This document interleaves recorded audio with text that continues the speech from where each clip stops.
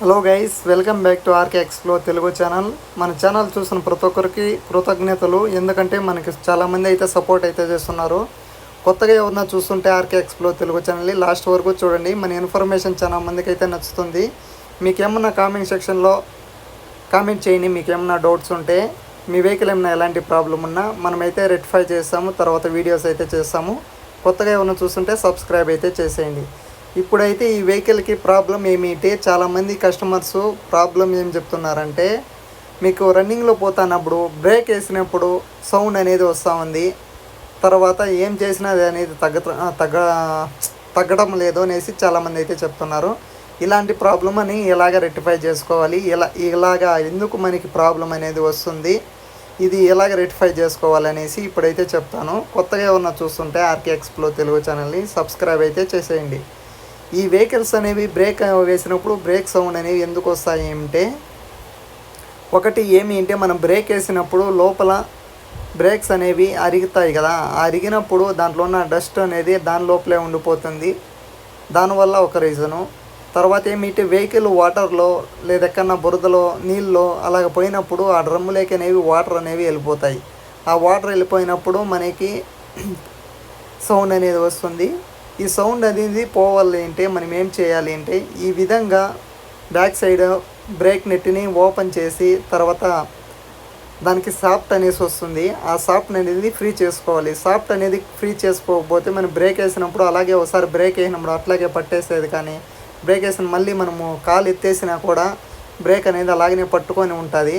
అలా పట్టుకొని ఉండటం వల్ల బ్రేక్ త్వరగా అరిగిపోతుంది. తర్వాత మనకి ఎక్కువ యాక్సిడెంట్స్ అనేవి అయ్యే అవకాశం ఉంటుంది. కాబట్టి ఆ షాప్ని నీట్గా ఓపెన్ చేసి దాన్ని అయితే క్లీన్ చేసి, ఇప్పుడైతే నేను చెప్తాను చూడండి. ఈ వీడియోలోనే ఇప్పుడు దీన్ని ఓపెన్ చేస్తారు, బ్యాక్ బ్రేక్ లైనింగ్స్, తర్వాత ఏ విధంగా క్లీన్ చేస్తారు ఇవన్నీ చెప్తాను.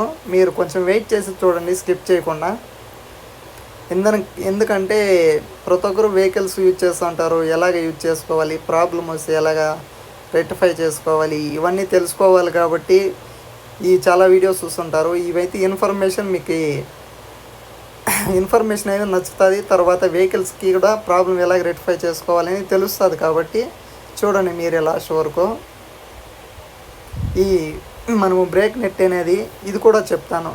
బ్రేక్ నెట్ అనేది మనకి అరిగిపోయిందా లేదా, బ్రేక్స్ అనేవి బాగున్నాయి అనేసి ఈ నెట్ ద్వారా కూడా తెలుసుకోవచ్చు. ఎలాగ తెలుసుకోవచ్చు అంటే, బ్రేక్ నెట్ అనేసి వస్తుంది. మనము బ్రేక్స్ అనేవి అరిగిపోయి ఉంటే దానికి థ్రెడ్డింగ్స్ అనేవి ఉంటాయి లాస్ట్ నుంచి ఫ్రంట్ వరకు. ఇది ఇక్కడ చూడండి, చూపిస్తాను.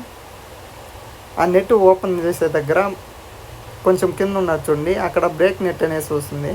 ఆ బ్రేక్ నెట్ అనేది మనము టైట్ చేస్తే బ్రేక్స్ అనేవి అరిగితే మాత్రమే మనకి బ్రేక్స్ ఆ నెట్ అనేది టైట్ చేసుకుంటూ పోవచ్చు. బ్రేక్స్ అనేవి బాగానే ఉంటే ఆ అడ్జస్ట్మెంట్ అనేది ఆ లాస్ట్కి అనేది పోతుంది. లాస్ట్ కంటే టైట్ అనేది అవుతుంది. మనము టైట్ చేసినా కానీ పోదు.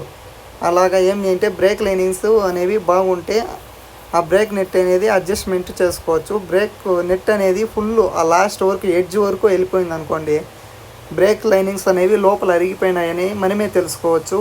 ఇది మీకు ఒక టిప్స్ లాగా చెప్పచ్చు.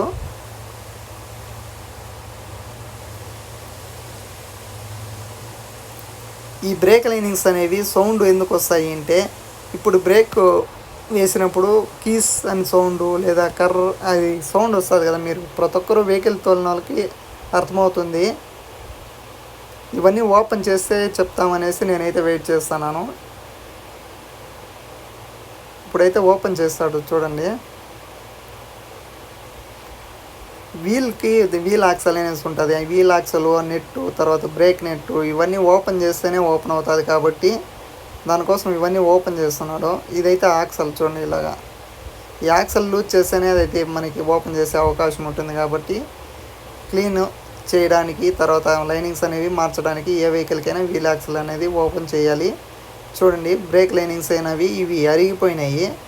ఇవి అరిగిపోయి తర్వాత సౌండ్ వస్తూ ఉన్నింది. బ్రేక్ లైన్ అనేది పడుకున్నది, అక్కడ బ్లాక్గా ఉంచండి. ఆ బ్రేక్ లైనింగ్స్లో అరిగిపోయి దానిలోనే డస్ట్ అనేది ఉండిపోయింది.